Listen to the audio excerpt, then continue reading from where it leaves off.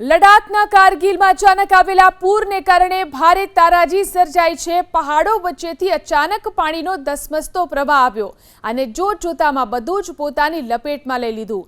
પાણીના તેજ વહેણમાં કાટમાળ અને પથ્થરો તણાવા લાગ્યા। અનેક વૃક્ષો ધરાશાયી થયા।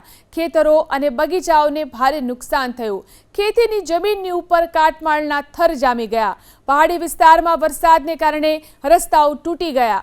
અનેક વાહનોને નુકસાન પહોંચ્યું। આસપાસના ઘણા ગામો ઉપર પૂરની પ્રભાવ જોવા મળી રહ્યો છે। તો આ તરફ જમ્મુ કાશ્મીરના શોપિયામાં વરસાદ બાદ અચાનક આવેલા પૂરથી લોકોની મુશ્કેલી વધી ગઈ।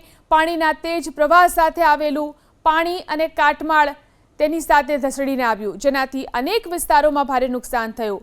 પૂરની ચપેટમાં આવવાથી શાળાની ઇમારતને નુકસાન પહોંચ્યું, તો બીજી તરફ સફરજનના બગીચાઓ પણ નષ્ટ થઈ ગયા। ખેડૂતોની મહિનાઓની મહેનત ઉપર પાણી ફરી વળ્યું। અચાનક આવેલી આ આફત બાદ વહીવટીતંત્રે સ્થિતિનો તાગ મેળવવાનું શરૂ કર્યું છે।